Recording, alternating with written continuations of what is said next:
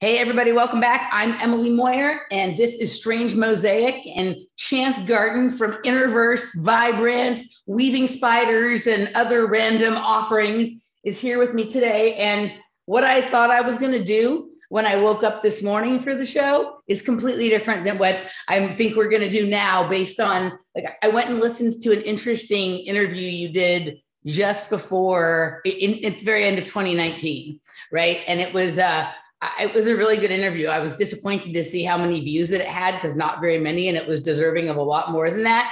So I'm kind of basing what I want to do off of that, which I listened to this morning. I'm super excited. Chance Garton, welcome to Strange Mosaic. How are you? Hey, I'm doing awesome. Today's great. I feel like I have tons of momentum right now. I think I had good stuff in 2019, but the community didn't really materialize until the lockdown. So I don't know. I found people on Telegram, and then they started organically improving my situation, maybe doing more like YouTube live streamy type stuff, but I'm very curious which interview it is you're talking about. So I listened to you on the Cosmic Keys podcast, on the one that you did on festivals in the occult. Oh, that old chestnut. I wore the right shirt, indeed. You wore the right shirt. It looks almost exactly like the thumbnail that they picked, that I wasn't sure if that was their thumbnail or some piece of art of yours, because I noticed when I was looking through some of your older videos that you had some videos that you did like many years back called Lords of Consciousness that looked like it had some art in it that looked like the thumbnail that they chose for that. So I've been making up stories as to whether that was your art or theirs. I don't know, but I like to make up stories. So either way. Yeah, the thumbnail, I remember that show, and the thumbnail they used is not my art, but it is reminiscent of my art style. Very okay. I wasn't even sure that you did. I know that you do all kinds of things with sound and whatnot, but I wasn't sure if you were like a fancy psychedelic thumbnail DMT entity art maker as well. Yeah, my artwork gets associated with that quite often, although I've never actually made art under the influence, and I'm not really a psychedelic user currently. But maybe I should share a little bit, just since we're already on the subject. I'll pick a random example that I have a scan. All right. On my computer. I really want to pick a winner. I think all I've got is like pick a winner. Yeah, I've got mostly. Okay, this is a good one. This one feels super psychedelic. All right, let's see. I called this one Lost in Words. Ooh, very cool. So it looks like it's got some sort of like aspects of kind of like Zentangle and different kinds of styles of art, along with psychedelia and themes that one often, themes or ideas that one often comes across in that space. So very cool. But yes, actually, it's pretty, like I'd say there's a good resonance between this piece of art and the thumbnail that they used for that show. So yeah, I think so. Dan's awesome. I'm actually going on Cosmic Keys again tomorrow night. So pretty cool sync that came up.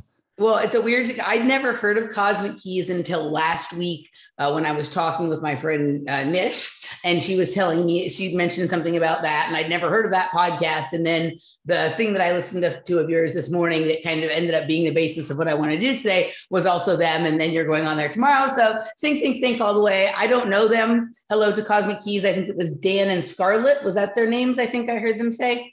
Yeah, now Dan's just a solo project. Dan's a solo. He's stronger this way, actually. He's a badass astrologer and great researcher. Super fun show. Cool. Hi, Dan. Maybe we'll chat sometime. All right. So, okay. Well, you just said some interesting stuff. I thought that was a really interesting time, because you did that show in October of 2019. So just a few months before we got into this just really different kind of world than we were in before. And I actually thought it was a really, really good interview. So it's fascinating to me that sort of that wasn't resonating more with people. And then that required you sort of going through the period of lockdown or whatever it was to sort of coalesce your community, because I thought that was bad. Not that this the funny thing is, Emily, is I had to exercise extreme psychic vampirism out of my personal life. And then I was sort of forced to do it. I didn't want to. I was lying to myself. And then once once the universe made it happen, Yeah. the vampirism made itself too obvious to ignore anymore. Then all of a sudden, like in the career sphere, everything just started popping off for me too. It demonstrates that your current of energy, the economy of energy that you have in your own biofield, is everything when it comes to how your external world experiences come about and who you connect with or don't connect with. Yeah. Yeah. No, I mean, absolutely. And I think there's a number of us creators also who that period of time, even though it was challenging for the world and for lots of people, that was my best growth as well, was during those years where like, okay, all the focus is going to be on this now because we're not allowed to do much else. And yeah, that did vibrate some people out of the sphere that weren't helpful and others in. So I wanted to, like, I had thought initially that we would talk some about a lot of your work with sound in this first part, and not that can't come into it, it can, but based on what I listened to this morning, it kind of like, it brought up some things that I didn't expect to bring up. And I thought this would be a really good time to maybe revisit some of that, because it's a few years out from some of the things that you said then. And you've had this sort of period of growth and change, but I was really surprised, like how similar. But like I was telling Laura this afternoon, the path that you and I had both sort of into this space, and into dance music was like very, very similar. In some ways, it seems like opposite sides of the spectrum, but like the same kind of path. And I recognized while I was listening to you talk that you have so many things to say about your experiences that were very, very similar to what I had to say when I first started getting interviewed, particularly about, you know, the dance music aspect of my life as well. And just the path that you had into this. So I thought maybe we could revisit some of that today, sort of in retrospective, because you're further out from that. And then maybe in the second hour, I want to really like start digging down into the science of the music of both the underground dance music culture and the festival scene. Yeah, so I thought we could talk a little bit about that in the first bit here. I found your entry story pretty interesting. I don't know if you remember that interview or not. It has been a while. Okay, so your entry story was really interesting in that you talked a little bit about your religious upbringing, and you know that sort of developed your taste for trying to understand the philosophies of like movements and way of living and whatnot. And then you also talked about you had some courses at college, like you kind of screwed up college and weren't really doing it right. You just got stuck with 2 classes that ended up being inspirational for you as to what you would do sort of next and what you took from them.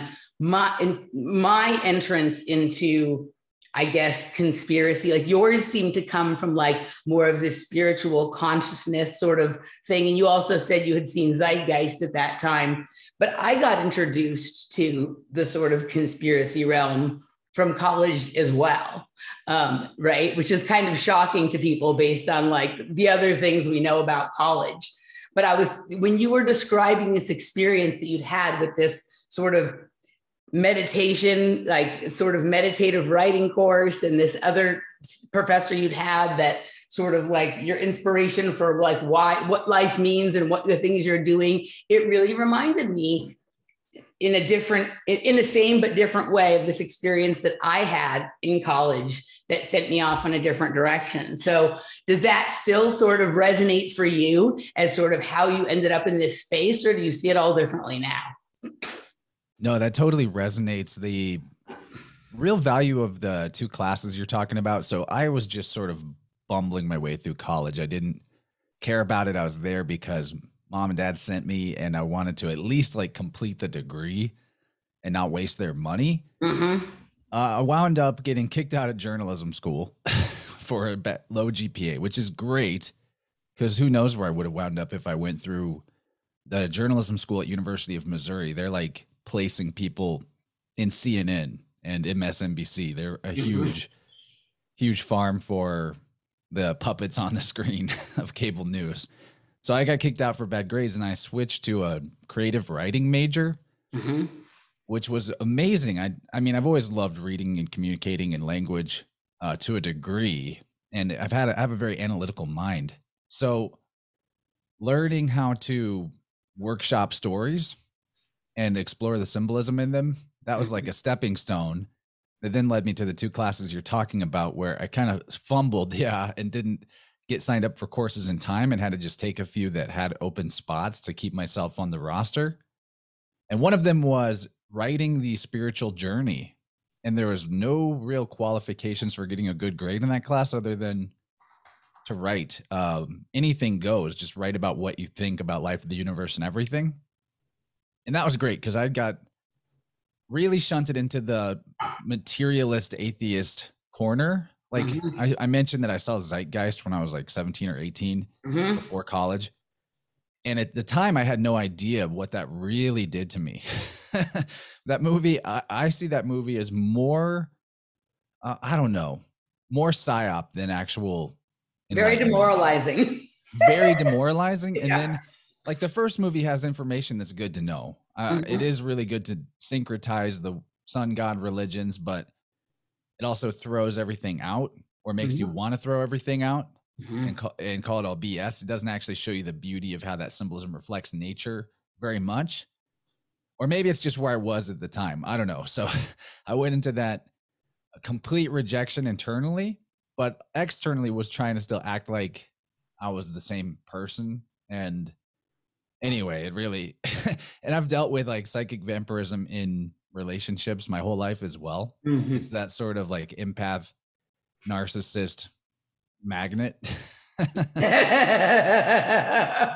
So I don't blame them. I realize now that I was like setting myself up for it because of lying to myself all the time, especially back then, pretending like I'm aligned with somebody religiously and morally when, well, in fact, like I needed to develop morality for myself for the natural law side of it rather than the because I said so side of it.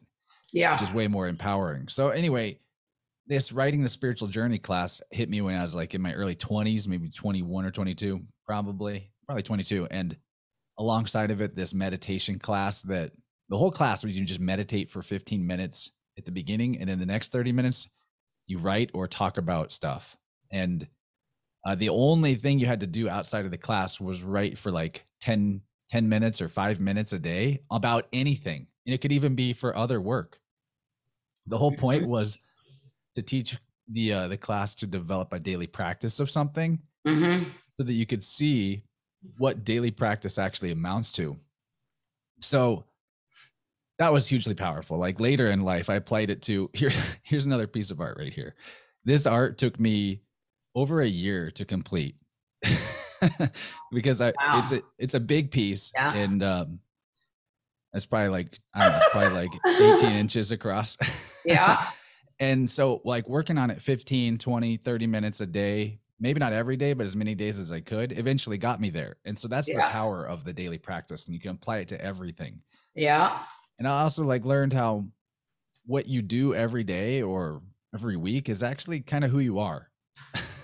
And you can't pretend like you're not the person that you are when you're doing all these things that are self-defeating or self-sabotaging rather than something that is putting your bioenergy into some kind of container or vessel where you can store it and keep it. Like when you make art, as opposed to just mindless consumption of Netflix or something, your spiritual currency, your attention is going into an artifact that continues to exist and actually builds value over time potentially. Whereas, you're feeding it to the machine, you don't get that back. All you get back is like worthless knowledge about trivia of different fiction, which I have a lot of. I mean, I was going to say, it seems like you've spent a little time with the Netflix and the movies as well. Oh, no doubt. No doubt. And yet I still do from time to time. I really can't, I almost can't help myself. I want to see what the symbolism is. Because that's the other beautiful thing is when you learn the language of symbolism, which is what the first steps in my life were towards that was the creative writing major. And the writing the spiritual journey class, where I just started actually asking myself the big questions. Who am I? Why am I here? What do I think this is again? Because I'd shut myself off from those questions completely. Asking myself those questions again inevitably led me later, not too long later at all, really, to start applying what I understood about symbolism at the time, because I was also a film studies minor, which is like not how to make movies, but the language of film. Mm-hmm. And so learning all these different languages, the language of film, the language of symbolism, we could talk about later the language of the biofield. I've realized now that language is everything. Language is how we communicate, not just with each other, but with the universal ether or the all mind. And the language of symbolism is huge for that. So you can start interpreting your life's experiences, what you see in the external world, with symbolic literacy in a synchromistic way. And this is the value of synchromysticism, in my opinion, is it gives a deeper language communicating ability from the all, the pleroma, to you through this symbolism. And it's actually always been communicating with you this way, whether or not you were like paying attention or noticing it. But when you start noticing it, you can start communicating back. And then rather than archetypes, or what people call archons, controlling you, psychologically manipulating you, because there's theys out there who are also in conversation with these archetypes and polluting them, you can start having a conversation with the archetypes and they shift based on what you're telling them, rather than it being just a one-way street. That's how I think it is. I don't think it's like we're ruled by archetypes or archons. I think it's co-creative. 100%. So your conversation with them is massively important. And if you're not conversing, if you're just getting the program updates and you're not also like giving the UI user feedback, then, you know, it's the same old idea. Like if you don't control yourself, somebody else controls you. Yeah. So you said a couple of interesting things there. So I'm going to try and, I don't have my note. I'm going to try and go in order. I want to go back and talk a little bit about the Zeitgeist movie and your courses, and draw some comparisons there. And then I wanted to, thank you. And then I wanted to, about language, and then about archons or archetypes, because I haven't heard anybody say it that way, that I thought that was kind of interesting. So it's interesting that you had a documentary and then some classes at about the same time that really sort of shifted your trajectory, right? Or were they about the same time? Or I think maybe the Zeitgeist came a little before the courses. No, the Zeitgeist came before, and the Zeitgeist was really demoralizing, as you said. And later iterations of that whole Zeitgeist movement became like full-blown communism. Right. Okay. So you're but I will say that one thing that stuck with me from that movie was the information about the economic system. Right. And I kind of just like banked that. I was like, oh, okay, so everything's fucked. And I became pretty nihilistic and just wanted to veg out and do the bare minimum in life and just be as distracted as possible and not think about how everything was fucked as I believed it after seeing that movie. But when I got to my capstone class as an English major, you get the offer to create some kind of media project about any subject that you want. And I ended up making my first attempt at it, sort of like one of those old school YouTube documentaries that's like clips with voiceover. And I made one about the monetary system and fiat money because I had remembered that was a thing. And then the Occupy movement was starting to pop off. And I was like, wait. Why is this happening? Why are people mad at the Fed? Oh yeah, that movie Zeitgeist. And I started looking deeper into it. And even back then I barely scratched the surface, but that was my entry into sort of conspiratorial thinking, was realizing that the money that what we call money is actually debt, to put it simply. And then like recently there's always more to unlock about that. But recently I've been really interested in alchenomics based on a book by Tracy Twyman called Money Grows on the Trees of Knowledge, or the Tree of Knowledge.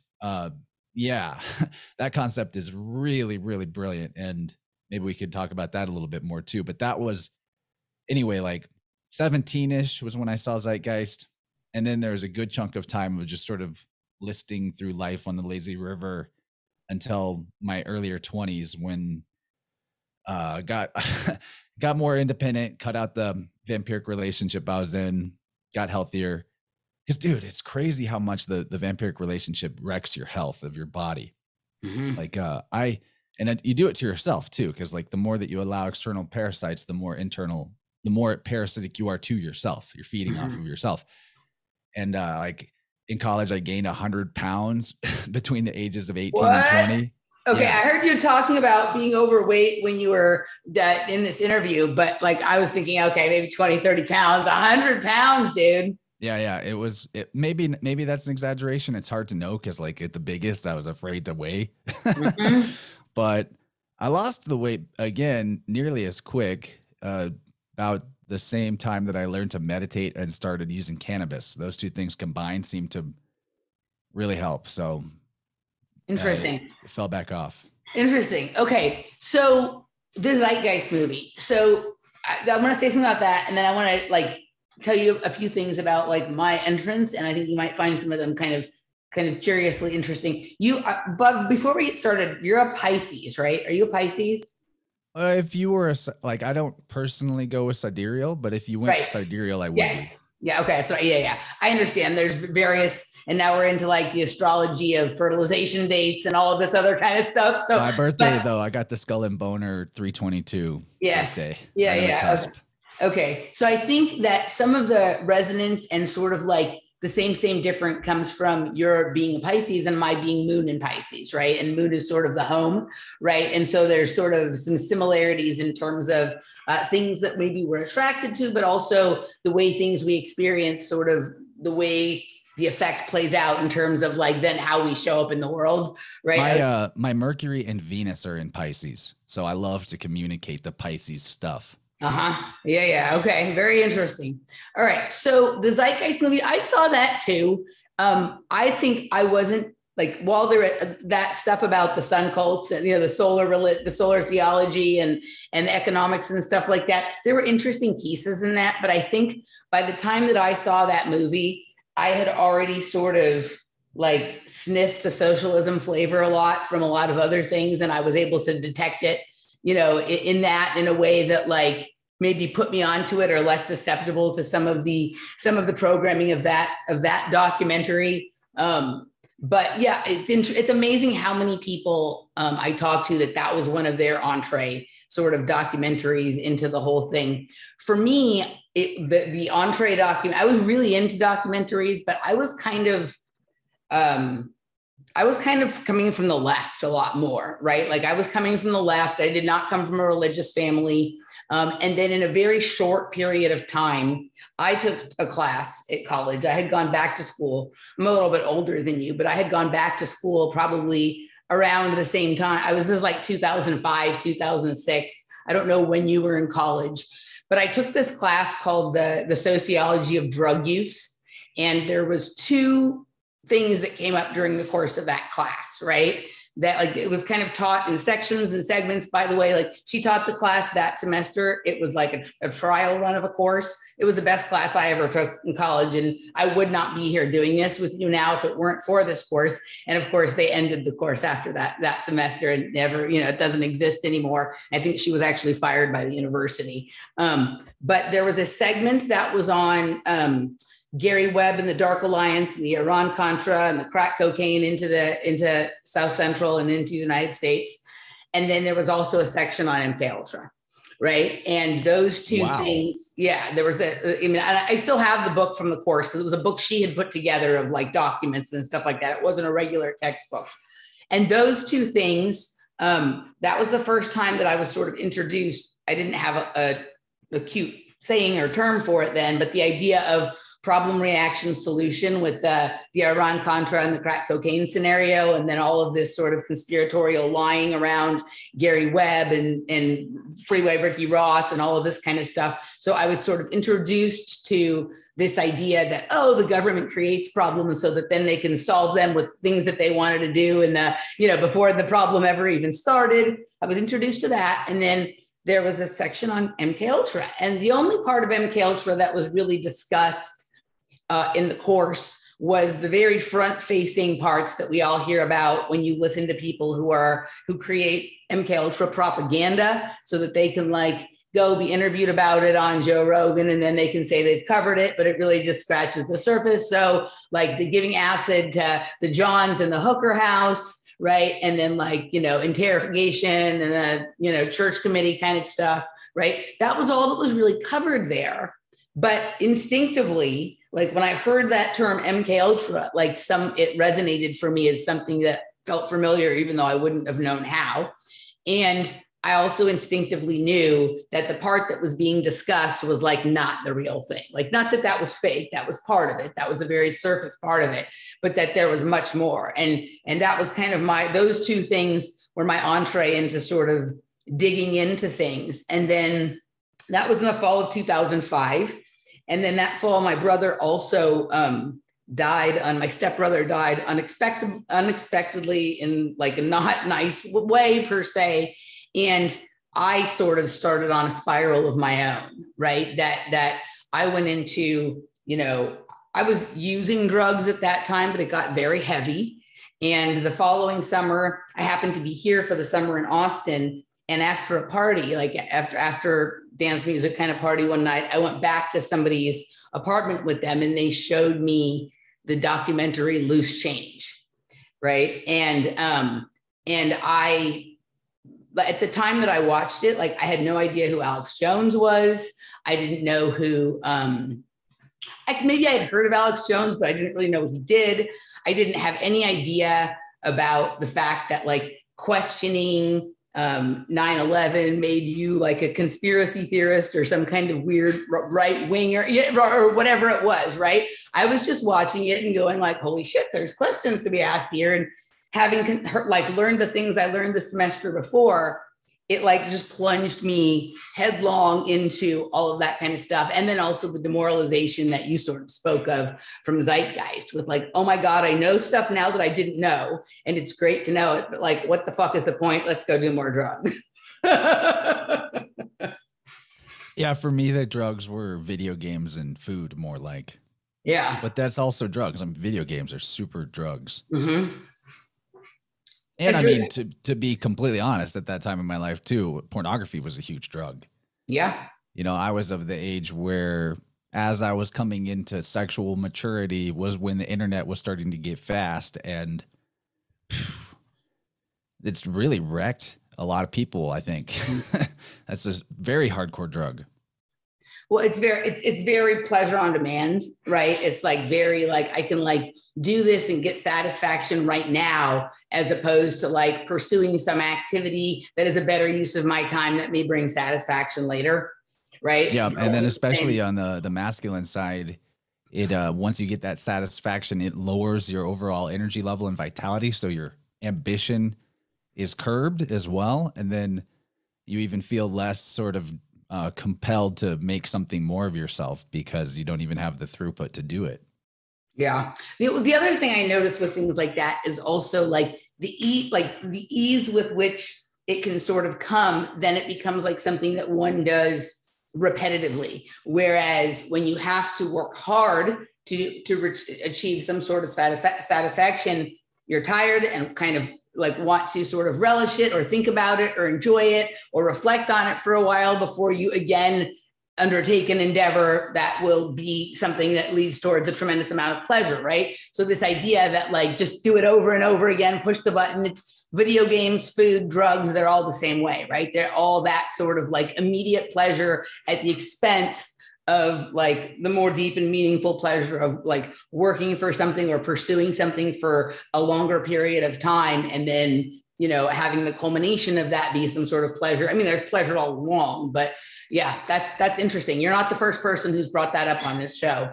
about that being sort of a challenge for them to overcome at a certain point in their life. And that sort of having something to do with the kind of work that they do now and the way that they do it. Yeah, absolutely. And as a dichotomy to going back to the art thing, what a big stepping stone and change in my life was after I got out of college.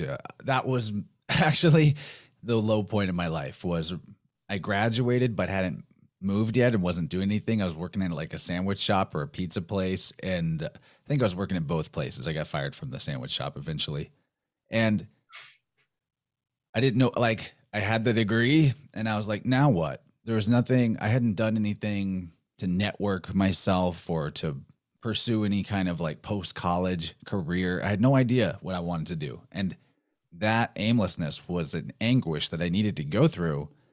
And it actually was what led me into consciousness altering experiments. So like when I got into using psychedelics, it was really way more on the cognitive exploration side than like pleasure seeking behavior. And always like I had the mindset from the beginning that this was a spiritual endeavor, not just something to do for fun. So there were some things you would probably have to categorize as recreational use for me back then. But I remember like I was in this phase where I had graduated and I hadn't moved on yet. I ended up moving back to where my parents live, and I started working for them. And that was actually like, even though it felt like a defeat at the time, it was a great move because it was a stability thing that allowed me to, in my off time, build something else, which is what I ended up doing. But I had this first ever, my first ever psychedelic trip, if you don't count cannabis, was psilocybin. And there were so many weird things that happened. I kind of want to talk about it a little bit. So do it. Let's do it. when at the point when like, and I did it stupid. I really did. I hadn't really eaten, and I drank a little bit of alcohol first, and then I slammed a bunch of coffee late at night, and I was low on sleep. So I had all these factors that were just going to make this very weird. And at the point where the psilocybin, which I'd never experienced before, started to like peak, I actually fainted on my feet, and I fell. It was so weird. I fell and I landed chin first on the ground. And it wasn't like I didn't get like badly hurt or anything, but when I sort of came to and my friend was standing over me like, "Are you all right? Are you all right?" And I realized that I had hurt my chin. It took me back in time to when I was 4 years old. And it was the first time I was allowed to take a shower without supervision. And I was a 4-year-old kid jumping up and down. I slipped in the shower and I fell and landed on my chin, and I busted it open, and I got this scar that is still there. And where I fell on the psilocybin, the wound that I got was the exact same spot. It like busted open the scar. And in that moment that I remember being 4 and getting the original chin scar, it also reminded me of sexual abuse I had whenever I was 4 years old that I had totally blocked out and forgotten about. Yeah.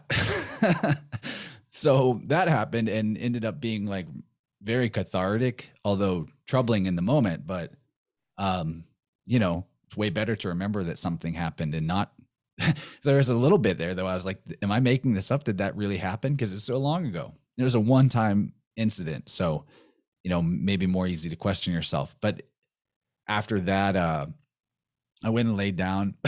Well, I saw the other people at the party, and they were like standing over me talking, and I swear that they had just become monkeys. Like I lost all language ability temporarily, and they were talking, and it was like ooh ooh ah ah is all I could comprehend. And I went to bed, and I didn't really sleep because I was tripping hard, and I had this vision, this shamanic journey type vision, where all these different goddesses that were like entities that were rulers of or connected to different psychedelic substances came to me one at a time on this flight through the astral plane. And they came to me in order, and they're like, all right, you're going to meet a bunch of us. And the order that you meet us is the order that you're actually going to try these substances in your near future. And I was like, what? Because a lot of them I would never at the time thought I would try or didn't know what they were. And it's hard. I don't remember a whole lot about the visionary experience other than that and kind of what they looked like, but it ended up being true that I did experiment with the psychedelics in the order in which that vision came to me. It was very bizarre. Do you remember what the entities of the different psychedelics looked like, or what they were like? Like how did you identify them as separate from the other one? Like what were their qualities of difference? They all looked pretty similar. They were sort of like, there were like fairy queen fantasy looking female entities. They looked very similar other than they were wearing different color. Okay. So color outfit. Okay. And then they told me what substance they were connected to, each of them individually. And I like wrote it down and then later realized that was actually correct. That was the order I encountered them in: cannabis, then psilocybin, then MDMA, then LSD, and then DMT. That was the whole segment. Okay, so that is really interesting. I want to pluck at the couple things here for a bit, and then I want to just remember to go back to the thing about the language, the archetypes and archons from before as well, but I want to pick at this a little bit. So first of all, I want to ask you a couple questions about the chin thing, because I don't know if you can see, but I have a scar on my chin too. What? And right. And I have when you were talking, I was like, holy shit, he's going to tell me almost the exact same story. And sort of you did, but I've not had a psychedelic chin experience. I have had a psychedelic, like I did cut my head open here at a party once. And that was kind of an interesting, that had some further ramifications as well. But was there any connection between the shower incident and the sexual abuse? No, other than the age I was. It was other than they both at 4. Yeah, okay. And that they were both traumatic experiences. I was bleeding pretty bad when I got the chin busted. I don't know how close to each other they were in time, other than within a year of each other. Do you remember anything else about being 4 other than those 2 things? Yeah, I remember some. Okay. I remember some normal, like, good things about being 4 for sure. Okay. I just was curious. But I've learned since then about how traumatic experiences actually split off what I call, based on the work of Dr. Tom Zinser, ego state fragments. And these are basically like a small copy of yourself, of who you were at the time that the traumatic thing happened, that continues to live in the psychic. And that really require integration. But even upon integration, they don't actually like cease to exist. They just you just get that part of yourself back. So when you like shunt the traumatic experience away from yourself, it actually just becomes a compartmentalized bubble in your energy field, in your psychic space, continues to live and exist, and holds on to all the qualities of who you were at that time. And so, part of the qualities that I sent off with that part of myself were things like that I was creative, that I was enthusiastic, that I was like happy, all this stuff that is innate to a 4-year-old. So finding that ego state, I didn't know that that's what was happening at the time, but massively helped me reconnect a lot of my innate qualities and like inner child powers that massively helped me in my path from that point on. So my friend Jeff and I call that, and Randy and I used to talk about this as well. We call those the fractal selves, right? That and the way that you described it sort of matches up to sort of what we kind of talk about in that way. So my chin scar here happened when I was 2, right? And I don't actually remember I don't know. Sometimes you've been told the story so many times that I could just be visualizing the story they're telling me. I can't say that I remember the incident. I definitely remember the hospital visit afterwards, right? But I was watching, the story is that I was at my Aunt Chris's house. They had videotaped me like with an old school video camera, right? They'd videotaped me on a swing at a park or something like that. And they were showing me the video. And when they were showing me the video, I started to like rock. Oh, I almost did it there. I started to rock back and forth, like on my seat.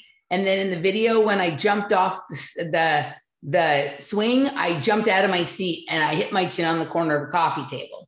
Right. So I don't remember that really. I can't say that I do because I can envision it, but I don't know if I'm just envisioning like what they're telling me. But I remember being like in this very strange scenario in the hospital. It doesn't seem like what visits to an emergency room seemed like after that, and being actually tied down to the table, like having been tied into some sort of straitjacket or something like that. Now, they say it's so that they could do the stitches in my chin. It didn't feel like it was about that to me at the time, right? So it's just kind of an interesting chin experience from youth, and you associated that, in some way to this other experience you had when you were 4, right? And so some of my stranger experiences also seem to stem from that time. So that's really interesting that that's what came up for you immediately the first time you ever went into the psychedelic space, right? And all the things that brings up. What you said about after you kind of came to and had this sort of visionary state and whatnot, I sometimes wonder if there is like, okay, so when you go to a concert or when you go to a party or something, right, there's like general admission. And then there's like the area where like if you bought a table, if you bought a booth or a table, for bottle service or something at a club, or if you bought like a glamping site at a festival, you can go to this part. If you have VIP, you can go here. If you know the artists, you can go backstage. Then there's like private after parties. Like, I wonder if like the dimensional realm is kind of like this as well. And that there are realms that are predicated on certain molecules opening them up. And they're like further and further and further backstage. So less and less and less of people like know about them or have access to them or whatever. And the way you saw them as being sort of like there was an entity attached to her that sort of controlled each one and they had a different color, right? So it's like, I listen sometimes to Carl Hart. I don't know if you know who he is. But he wants all the drugs legalized. He's tired of this bullshit where people are like, psychedelics are okay and the other ones aren't. He's like, no, if the molecules exist, they're access to, you're entitled to do them. And I see it as like all of these realms have entrance points and we're here and so is that stuff. So it's our birthright to be able to explore them sort of if we want. And it almost seems like you were being told about like a process of initiation or like a step-by-step sort of like vision quest kind of thing. And each molecule would open up like the door to the next layer of the party or the further backstage experience or whatnot. What do you think about any of that? Yeah, that's an interesting way of considering it. I wouldn't say you're wrong. I always also like to point out that I do not condone, recommend, or endorse the use of psychedelics, but I also do not condemn it. Because I'm definitely not here to tell people to go do these things, though. It's not to be taken lightly. Like, for thousands of years, only shaman did this. And for me, although I don't claim to be a shaman, at the time that I got into these things, it was the shamanic initiation. And I treated it as such privately. I wasn't going around calling myself a shaman. I was studying shamanism. I was practicing in non-psychedelic, without psychedelic assistance, different shamanic techniques like drum and rattle, journey work. There's definitely entities out there, and the abuse of these substances burns holes in your aura, and creates openings and vulnerabilities for all kinds of possibilities. Like in a metaphorical sense, it is almost like when you go really deep in the psychedelic experience, you are shuffling the deck again. Yeah, 100%. Yeah. Yeah. And so they can be really great. If your life, if it, like that movie, Everything Everywhere All at Once, if you're the most loser version of yourself possible and you go into those realms, you'll probably come out a better version of you. But if you're just carelessly continually doing it, you're just not going to know who you are anymore. Correct. So I don't condone either. Like, I have chosen to experiment with my consciousness and my life at this time. And I've gone through different phases of my life where I've been incredibly like not experimenting with anything and, more like hardcore exercise and diet and clean eating and whatnot. I don't condone or condemn either, but I like to explore the experiences that I've had and that other people have had. Very valuable experiences. Very valuable. Still unpacking things from years ago. And the other thing is, like, with each experience, just like everything pretty much in life, like you lose something and you gain something, right? Like you don't come out of it the same that you went into it with almost, and I think a lot of people get into a place where they think they're only getting things from these experiences, right? And that's not true. There's a trade-off for everything. There's a trade-off for knowledge. There's a trade-off for, just whatever it is, right? Like, I think the key is to pay in advance. Be like, what I'm sacrificing is this part of myself I need to let go of, rather than trying to hold on to all of your bullshit. Right. Because then you'll end up potentially paying with something that you didn't want to lose. Absolutely. Like, right. And I think knowing yourself, like a lot of people come to me because I talk about, psychedelic experiences, and they'll be like all excited, or they like want to do it with me, or they want to go out and try it because they've heard what I talk about. And sometimes I don't tell anyone to do something or not to do something, but sometimes I'm like, oh, I don't know about that person doing, you know what I mean? Doing that and whatnot. And to be quite honest, like there have been times in my life where I shouldn't have been doing it, and I paid a high and heavy price. Right. And what's interesting is sometimes the drugs themselves, or the mushrooms or whatever you're doing, they will teach you the lesson. And they will, like, in my case, it was very direct. Like the mushrooms told me, like, you're doing something that is not good, and don't you come back here again until you stop that shit. Right. Like I had always had, you know, very enlightening, expansive trips, and I learned a lot of stuff, but I was still going back into my day-to-day life, doing meth, fucking up, whatnot, and not using any of the knowledge that I had gained in any kind of meaningful way, right? I was just collecting knowledge and hoarding knowledge and like sitting there and like, you know, just being stupid. And I had this one trip that is the only trip that I would ever say, I don't believe there's such thing as a bad trip. I think you always get exactly the trip that you need. But it was darker and not pleasant or mind-opening and expansive in the same way that the ones before and most of the ones after had been. And there was like this web over it. And like, I got a harsh talking to, and I didn't do any, you know, like within a few months, I quit doing meth, and I didn't do any psychedelics or anything for a couple of years after that, until I had felt like I had sort of become whole again, and sort of atoned for the wastefulness that I had displayed with, you know, the knowledge that had been shared with me, right? I love that you equate wholeness with atonement, because atonement is at one mint, which is one mind. Yeah, right. Like I felt like I knew when the day came that I like again was sort of like ready or prepared to go into that space again, just like I knew the difference when I was younger between when I was ready for a gymnastics meet and when I wasn't ready for a gymnastics meet, and how different that experience would be. Like I knew exactly when the time came when it was like, yes, I can go there again. One of my big concerns is that this whole movement towards like psychedelic therapies and everybody thinking it's all about healing and medicine and all of this kind of stuff. And that like we should legalize it, but that we need to appoint experts who are going to tell us how this should be done and what these things all mean and whatnot. And I have concerns on like a lot of concerns. And I think Danny and I are going to explore some. I think, you know, my friend Danny Katz, I think you've had her on your show. Yeah, I was just on Word Up. That should come out later this week. I'm really excited for that. Oh, cool. Yeah. So she and I, you know, we get into exploring lots of different things related to lots of stuff. But, you know, I'm concerned about this idea that anybody knows the true use or purpose or meaning of this thing.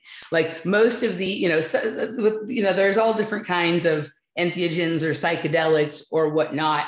But as soon as we like start appointing a class to explain to us what these things are, what they're for, how to use them, what it means, what the parameters are, like it's not too far down the line that we'll find ourselves in a pharmaceutical Dr. Fauci situation again about, you know, about something. And so it's one of these things that I caution people to be careful and to know oneself and to, you know, they're I've serious. seen people that give away psychedelics and then send their own personal servitor entities onto and into the people that they gave the psychedelics. Yep. I've got the documents. I've seen the goblins. But yeah, no, I agree with you. This isn't a condone or condemn. But I do think that there's, you know, realities that exist at every vibration, separate dimensions that exist at every different frequency. And some of these molecules are just absolute like keys to those spaces, not good, bad, or indifferent, right? And just like there's a doorman at every club or every bar, right? There's probably sort of an entity that represents those realms as well. And that's interesting, the way that you described it and the color and which one they were associated to, and they knew the order that it would go in and whatnot. Like, that's a fascinating sort of series of, or way to have that laid out. Yeah. And it was so prophetic. Like, I didn't even bring back all of the experience and write it down and remember it, but you can't. It's impossible. The MDMA fairy actually showed me where I was going to be when I did it, and showed me the environment. Like, I was in the future experience, looking through my own eyes at the place that I was going to be. And then when that actually came about later, by the way, this was the second time I did mushrooms, is when the MDMA fairy came back. That's what I'm calling it. And showed me where I was going to be in just a couple months trying MDMA for the first time. And then whenever I was there and I started having the deja vu, then I remembered, oh, I was shown this exact scenario, looking through my same eyes at the same scene right now. And it, so that was interesting, because then it gave me kind of courage to go forward into the next phases of the exploration, because I was like, man, something's guiding me here. And it was good guidance. But I don't know if that's always the case for everybody.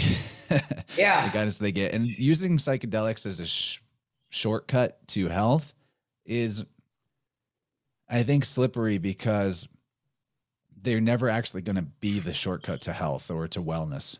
The best they do is make the mind clear, show you where the work needs to be done, but the work still needs to be done. And I think that there's less volatile ways to bring the clarity about. That's why I'm super into the Biofield tuning modality, because that can bring the help and the clarity without even needing to consciously remember or feel the trauma or the bad experiences.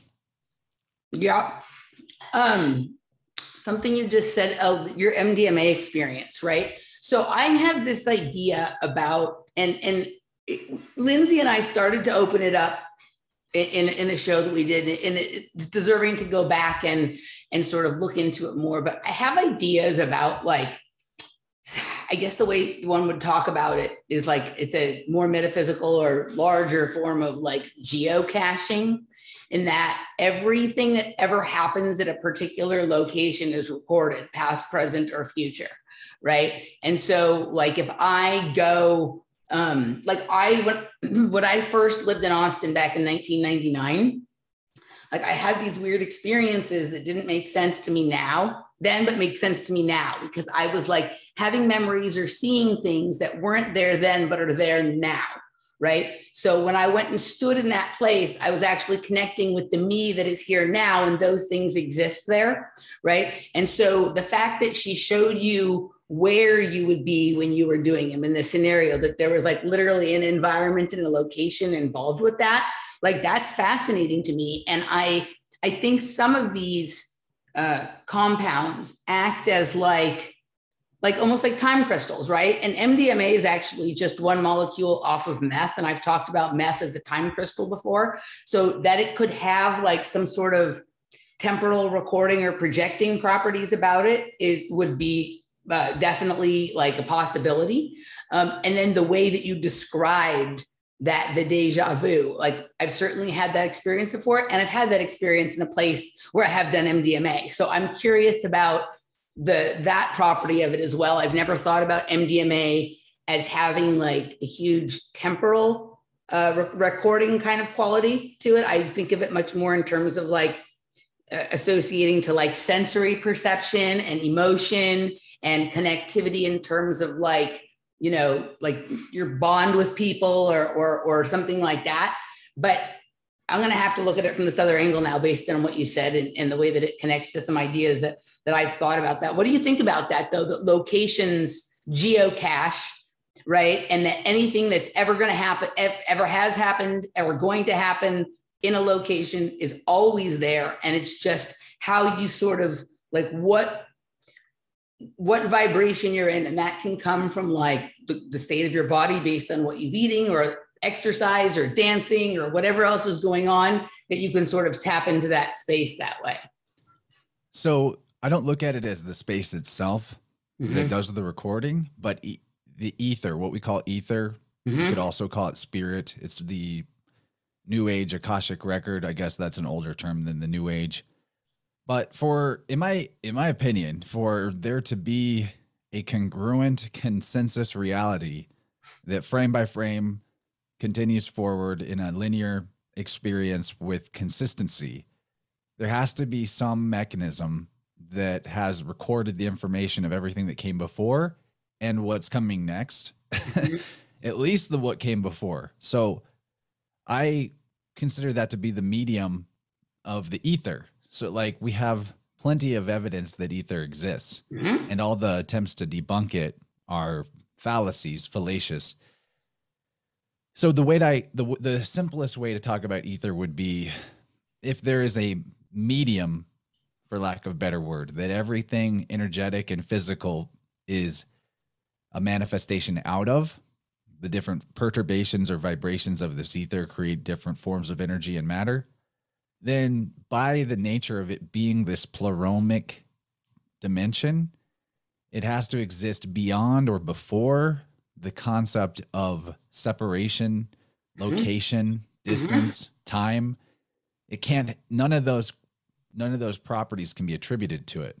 It's the, basically like in the Jungian sense, from like how he puts it in the short work, 7 Sermons to the Dead, the pleroma is everything and its opposite put together. Okay. But when you put everything and its opposite together and everything thus cancels itself out, giving you the whole concept of how the isness of reality comes from the void. How does the isness come out of the void? It's because the opposite of power or effectiveness is ineffectiveness, and ineffectiveness cannot cancel out effectiveness. So even in this pleromic void, there is a pure potentiated power, energy that cannot be negated. It's the 0 point. This is the 0 point field. Right. And because this 0 point field exists before, if it's going to be something that is the all and the medium that everything is connected by, then it cannot have any possibility of being separated. You can't like cut the ether in half and then here's a segment of ether there and there's a segment of ether there. And because all matter and energy is an expression of this ether, and this ether is intrinsically one, that means that the ether in your body field that makes up your body and is your body is a vessel that holds it, is the whole universe. The entire universal ether is contained is just a word for description. It's not contained, but it is an expression of the all. So the ether that makes up you is not separate from the all, and thus the all-knowing. And that's why upgrading our language and coming up with languages beyond just communicating quantitatively with each other as we do with things like English is so powerful. Like the Biofield anatomy system that I work with, the tuning forks, allows me to, it's a language that gives my body the ability to communicate to me through that language information that it intrinsically knows because it is an expression of it connected with the all. And so it's my opinion that all that is separating or all that's stopping us from actually being able to access the all-knowing state is that we don't have the language to communicate with the part of us that already knows, which is our physical body. Physical and spiritual are not separate in this conceptualization. There isn't a spirit world over there and a physical world here. This is the spirit world. Psychedelics showed me that quite clearly. I just needed to open the aperture wider to see. And I think that's what's going on when you're talking about like the temporal aspect of things like MDMA or meth, which I'm pretty sure I've accidentally done, being told it was MDMA. Another thing to watch out for with the underground psychedelic acquisition is things being passed off as things they aren't. And it's even worse now with shit like fentanyl that flies around. Jesus, yeah, I'm so glad that I'm not into drugs anymore. I'm so glad that I don't do drugs anymore. Same here. Yeah. My life is trippy enough. I'm good. Yeah. So spontaneous experience is enough. So anyway, like, you know, your eyes dilate wider open. Your aperture to truth is wider. And so the temporal information is also a bigger scope or spectrum coming into you at that point as well. You're getting more of the all. It's just a matter of, can you interpret it?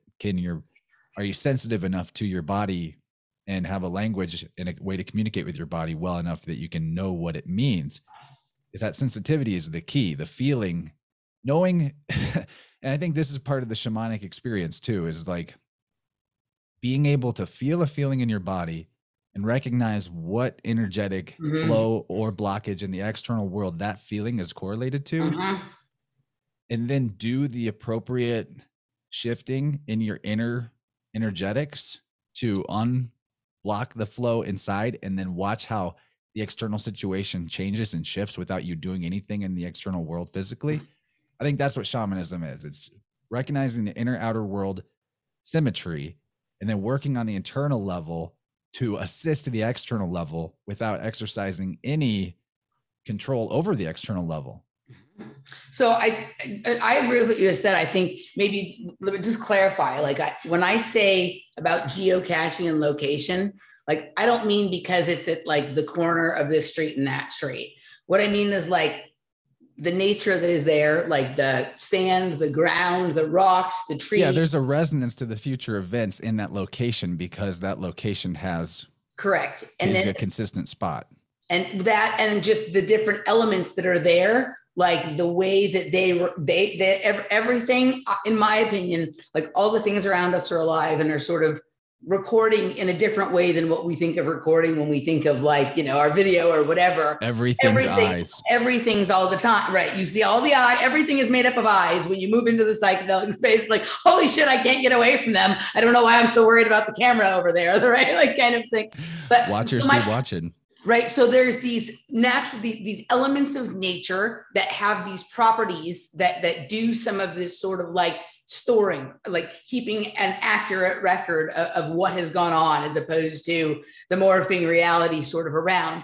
And then there's this ether quality. And I see the body as the interface between that sort of ether or this sort of spirit information, you know, all this realm and then the physical. So the body is an interface technology that you can use to modulate and do exactly what you just described, right? There's metaphorically, if the reality was akin to the internet, your body is the computer terminal that you're accessing it through. Right. So that's how I see that, right? And so it requires me to be there, right? So it requires the ether, it requires my, you know, like sort of bio-spiritual technology of the body here. And then the things at that location, it just gives me a way of sort of like arranging and sort of viewing almost like a hologram or a holograph of you know, a reality of a certain incident or time period or whatever. But it isn't just like that it's there because it's at that place on the map, right? Like it has to do more with sort of the elements. Before we wrap up the first hour, I want to go back to these two things that I mentioned because you keep bringing up language. I had this interesting, and you're just on Danny's show, and she's all about the language and finding new ways to sort of talk about all of these things. The last psychedelic trip that I had, the very sort of opening scene, right? You know, when you sort of have like the first like funny idea that comes through that isn't like the way you're normally thinking about things. Like I was laying down and I saw like, remember those plastic letters that you used to have they're magnets, you put them on the refrigerator and you can like spell out your name or words. There was all of these that were like lining up to get on a conveyor belt and go into this machine that was like melting them. Right. And it was telling me that like that this is like the language of machine learning. Like it was showing me how like your language like is really important to how the learning happens and how we understand things. Right. And that the way you speak about them will be mixed up all into this brew. And what comes out on the other side is dependent on what this sort of learns from the language you put into it. Right. It was kind of an interesting. I don't normally have that kind of visual on the way in, but yes, absolutely, right? The way that we talk about things and the way that, you know, there's information being broadcast from us and all around us all the time. And if we can bring some of that conversation into sync so that we're accurately understanding the information around us and able to have back and forth communication in a more sort of meaningful and well understood on a completely like every level kind of way, then we're really going to start to get somewhere in terms of like the potentialities that you speak of, and whatnot. And the biofield is a huge part of that. Yeah, absolutely. So true. It's also what I realize now is the huge value of syncretism is lining it up. Yeah, in this war of words on the sea of consciousness, the maritime inverse controllers, you sink their ships by syncing what's coming from their lips. They want to throw everything into the blender of division. And so whenever you're able to like syncretize information that you're seeing that would be divisive, but find how actually there's more sameness than difference between this, that, or the other thing, that's what sinks the enemy's battleship. Right? The synchronicity, the synchronization, yeah, absolutely. That is, I never thought about that in terms of that being the thing that sinks the ship, but I like the maritime extraction from that. So the last thing was I had never heard somebody like pair or put archetypes and archons together sort of in the way that you just described it, right? Like, I think there's this very, depending on, if you've listened to, Robert Stanley or John Lamb Lash or whoever, right? Like there's these ideas about archons, right? And they seem very separate from what we think of as archetypes. But that idea that you brought up in terms of going into this space and having conversation sort of with them and a back and forth that changes what they are, that's exactly right. Right. And I think of like one of the ways that I speak about archetypes, like I do it mostly when I'm talking about tennis. Right. But since I started talking about Novak Djokovic and Rafael Nadal and whatever, I have seen times where their actions, their way that they're presenting themselves from the world or in front of the media or things that they're saying almost seem to be directly in response to something that I have had to say about them. Right? Something that I have, some comparison I made, or some analogy I made, or something I tied it to, or some prognostication or prediction or whatever. I don't see myself as a future predictor. I see it as what you're talking about. Like I've started into conversation, even though it's at a distance and often metaphorical, but that conversation has changed the way that they present themselves and the way that their archetype or archon has affected everyone around them, or all the things that go on sort of, if you think of them as archons, you think of them as sort of up above and us as beneath, and archetypes, maybe people think about a little bit differently. But yeah, I think that it's completely possible to engage in a variety of interchanges and conversations with these entities and to affect change in that realm. So think about a hurricane or a storm. Okay. And in the center is the stillness of the vortex, the eye of the storm. That void is the true eye. And everything on the periphery of this spiraling energy is further, this is all opinion, by the way, is further multiplicity, plurality.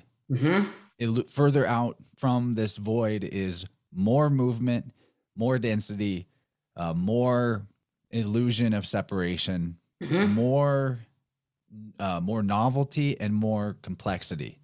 And so the thing about, like, to me, what is, when everyone's like, we're all one, everything's one, the aspect of the universal reality that is one is life force energy, the actual life force energy itself. And then what we experience in this construct, you could say, is the dynamics of energy flow, the actual. And so that's why we live in such an abstract realm of mentalism and thought, despite having this physicality to us that is actually the expression of that life force energy that's one. Like, are animals separate from their environment? What is it that makes us think the fish is not the stream that it's in? It's a mental concept. It's a mental differentiation. So the further out you go, the more plurality there is.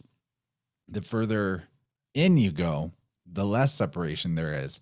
So when I talk about archetypes, my personal opinion is that the closest ring around the that has movement around the void, the eye of the storm, the pupil of the eye, the central channel of energy of the biofield, the torus, the hole of the donut. You get it? The hole in the middle of the donut is where everything is whole. There's no, and that's the void aspect. Yep. It's the pleroma aspect. So to me, the idea of the archons or archetypes, these are layers of the vortex that are closer to the eye, closer to the whole, and thus there are fewer of them the further in you go. But so you could also consider it like, you know, this conversation you can have with these archetypes or these beings or this pantheon or these gods. They are the empowering position to take is to recognize that it's you.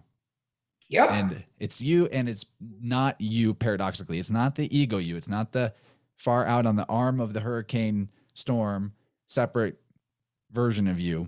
Right there. But that part of you that is this ego, that is this identity, has agency to steer the storm, to steer the ship. And not to control the whole thing. But I do think that the whole journey towards the center, to the wholeness of the whole of the donut, requires you have to go past these guardians of the threshold and figure out whether or not they rule you and you're scared of them and you're still separate, or that they're part of you and that they actually are as curious about you and want your input as much as you're looking to figure out everything from their perspective. 100%. 100. It's your opinion, but yes. I like that you called them what did you call them? The guardians of the threshold. Guardians of the threshold. I've always referred to them like there's two kinds. There's I like your term guardians of the threshold. There's also someone that I call boundary guards, and I think they're slightly different, but that one's on one side of the threshold and one is sort of atop or on the other side of the threshold, right? But I know that entity and that energy that you're talking about, right? And that sort of back and forth, that communication, that a little bit of like pull and push and whatever with that is fascinating. Yeah, like I put everything in the lens of the I Ching. I'm a huge I Ching guy, and I realized how the I Ching is connected to Hermes or Mercury really innately. From I think it's in the coffin text, Hermes Trismegistus, the Egyptian version of Hermes from Hermopolis, who is Thoth, Tahuti, later Anubis. He says, I am one that becomes two. I am two that becomes four. I am four that becomes eight. After that, I am one again. And in the I Ching, the trigrams, you familiar with the I Ching? I mean, I'm not like deeply familiar with it, but reasonably familiar with it. So the I Ching is composed of they're called hexagrams. There's 6 lines of either a straight or an unbroken line and a broken line. So to derive, I realized that they derive the trigrams in this exact same thing as Hermes, who is Lord 8, Hermopolis in Egypt being the place where he was Hermes was revered. I should say, having a very similar pronunciation in the Egyptian and Coptic version of the name Hermopolis as the Hebrew word for 8. And 8 is the analemma, 8 is the sun, 8 turned sideways is the infinity sign, but it's also eyes. Yeah. And in the I Ching, you start with the grand ultimate, which is just a long straight line. And then that line divides into 2 on the next level up. And one side of it is an unbroken line, which is pure yang. And then a broken line on the other side, pure yin. And then the next level up where the 2 becomes 4, you have strong yang, which would be a yang on top and a yin beneath.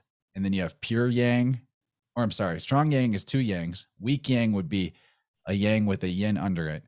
And then vice versa for the other side. Strong yin, 2 broken lines, weak yin, broken line, unbroken line. And then after that group of 4 becomes the 8 trigrams, which come together to form the 64 configurations of the I Ching. So that's a little syncretism of ancient Egyptian with the Chinese mysticism. They come from the same source. in antiquity. And it's sort of a depiction of what we're talking about here too, with the archetypes, the grand ultimate archetype, which is this unbroken line, a way of conceptualizing how the wholeness is an unbroken continuum with no beginning and no end. And then as you further out into levels of division, you have primary archetypes like yin and yang, white and black. And then the interaction between the white and the black gives you the four. And then the further complexification of it gives you the 8 elements, which you could consider to be like colors in a way. Yeah. The more iterations, the more sort of variations and sub-variations that occur within the sort of different fractalizations of what makes up the entirety of, I mean, it's interesting stuff. All right, let's do this. Let's tell everybody where they can find your work and all that jazz. And then we're going to move over into the supporters segment and talk a little bit more about maybe some intense experiences and this sort of science and sound of festivals and underground music culture and whatnot. Sounds really fun. Thanks for having me on, Emily. This is great. Look forward to having you back on my show soon too. So you can find me at InnerVersePodcast.com, probably the best place to go if you want to check out the video versions of my content, because I do video versions of all the podcasts, which they're also on podcast playing apps like iTunes and Spotify and all that. YouTube, Rockfin, Odyssey, BitChute. I'm on all that stuff. You can get the premium version of my content through Patreon and Rockfin, but I do a ton of free stuff. We analyze Marvel movies pretty regularly. I have my live show Vibrant, which Emily's going to do soon. Very community-based, like bringing together all the researchers weekly for the next level of the syncretism. And my main podcast, InnerVerse, is an interview-based show every week. Amazing stuff. Highly recommend some of the newer episodes on there. And then people can work with me one-on-one for Biofield tuning, which is an incredible modality. Go check out my channels, the InnerVersePodcast.com/sound-healing, if you want to find some content about, how that all works. But if you want to get in touch, I will use this big tuning. He's got the big fork. I'll fork the shit out of you with this thing. Look at this. Big one, dude. It's unbelievable. Wow. My community crowdfunded this for me, and it's freaking amazing. Wow. Very cool. Yeah. All right, guys. We're going to move over to the other side. If you'd like to join us, patreon.com/offplanetmedia, emilymoyer.locals.com, or rockfin.com/Emily Moyer. We will see you on the other side.